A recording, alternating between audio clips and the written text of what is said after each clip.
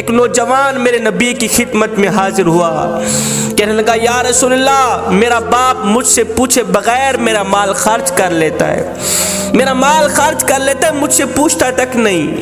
میں کڑکتی دھوپ میں تتی ریت پہ کھڑے ہو کر کمر پہ بوریاں لاد لاد کے دن رات ایک کر کے پیسہ کماتا ہوں، روپیہ کماتا ہوں۔ ایک میرا باپ ہے جو مجھ سے پوچھے بغیر میرا مال خرچ کر لیتا ہے، آپ میرے باپ کو کہیں کم از کم مجھ سے پوچھ تو لیا کرے۔ میرے نبی نے فرمایا جاؤ اس کے باپ کو لے کر آؤ۔ ایک صحابی گئے اس کے باپ کے پاس، کہا تیرے بیٹے نے آقا کریم کی عدالت میں شکایت کی ہے، تیری مقدمہ درج کیا گیا ہے، آقا کریم بلا رہے ہیں۔ جب باپ نے سنا کہ میرے بیٹے نے آقا کریم کی عدالت میں میری شکایت لگائی ہے تو باپ نے دل ہی دل میں دکھ بھرے درد بھرے چند اشعار پڑھے۔ ابھی یہ باپ آقا کریم کی خدمت میں گیا نہیں تھا، ادھر سے حضرت جبریل علیہ السلام حاضر خدمت ہوئے۔ جبریل نے آ کر اللہ کا سلام دیا، کہا یا رسول اللہ، اللہ فرما رہا ہے اس نوجوان کا باپ آ رہا ہے۔ اس باپ نے دل ہی دل میں دکھ بھرے درد بھرے کچھ اشعار پڑھے، ان کو کہنا پہلے وہ اشعار سنائے، بعد میں اس کے مقدمے کا فیصلہ کیا جائے گا۔ جبریل ادھر گئے، باپ بھی آ گیا۔ میرے نبی نے فرمایا آپ کے مقدمے کا فیصلہ بعد میں کیا جائے گا، پہلے وہ اشعار جو تو نے دل ہی دل میں پڑھے نا وہ سنا ہمیں۔ قبلہ وہ اشعار اتنے دکھ بھرے اشعار تھے، درد بھرے اشعار تھے، میرے کریم نبی سنتے بھی رہے، روتے بھی رہے، آنکھیں چھم چھم برستی رہیں۔ اب اس باپ نے وہ دکھ بھرے اشعار سنائے جس کا ترجمہ یوں تھا، کہنے لگا او میرے بیٹے، جب سے تو پیدا ہوا تھا ہم نے اپنی ذات کے لیے جینا چھوڑ دیا۔ تو گود میں تھا میں اس وقت بھی تیرے لیے پریشان تھا اور میں آج بھی تیرے لیے پریشان ہوں۔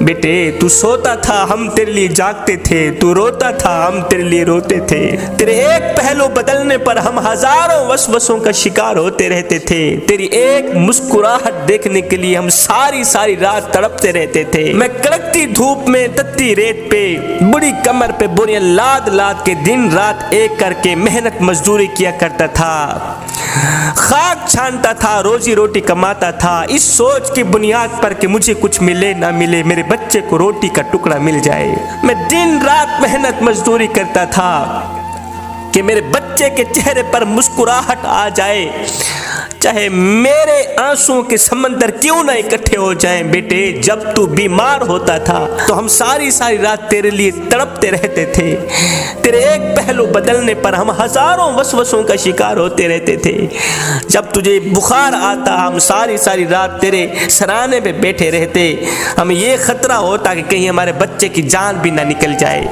او میرے بیٹے، تیری آنکھ پر ہماری آنکھ نکلتی، تیری ہائے پر ہماری ہائے نکلتی تھی۔ بیٹا ہم نے تو تجھے اس طرح پروان چڑھایا ہے، میں نوجوان تھا تو بچہ تھا، میں اپنی رگوں سے خون نکالتا رہا، تیری رگوں میں ڈالتا رہا، ہاں اپنے منہ سے نوالا نکالتا رہا، تیرے منہ میں ڈالتا رہا۔ میں بڑھاپے کا شکار بنتا گیا، تجھ میں جوانی رنگ بھرتی گئی، تو جوان ہوتا گیا، مجھ سے بڑھاپا جوانی چھنتا گیا، میری ٹانگیں کمزور ہوتی گئیں، تیری ٹانگیں مضبوط ہوتی گئیں، میرے ہاتھ کانپنے لگے، تیرے ہاتھ مضبوط ہونے لگے۔ سوچتا تھا جیسے میں اس کے لیے دھکے کھاتا ہوں، روتا ہوں، دعائیں مانگتا ہوں، ایک وقت آئے گا یہ بھی میرے لیے دھکے کھائے گا، روئے گا، میری صحت کے لیے دعائیں مانگے گا۔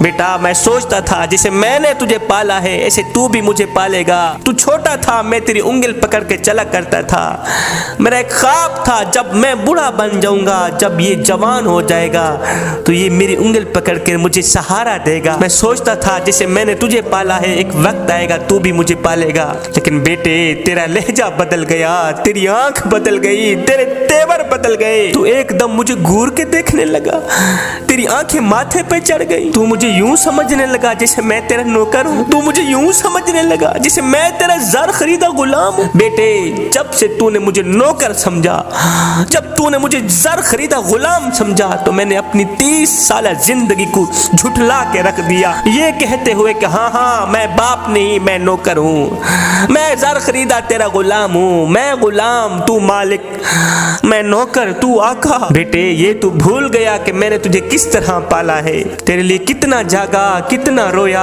तूने मेरी रातों के तड़पने को भुला दिया। चल बेटे, आज मैंने तेरी खातिर अपनी खुशियों को दफन कर दिया। बेटे, आज तू मेरे साथ वो सुलूक कर रहा है जो कि इतना आका अपने नौकर से भी नहीं करता। बेटे, अगर तूने मुझे बेटा बनकर नहीं दिखा सका, अगर तू मुझे बाप का मकाम नहीं दे सका, तो कम से कम एक पड़ोसी जितना मकाम तो दे दिया कर, एक हमसाए जितना मकाम तो दे दिया कर।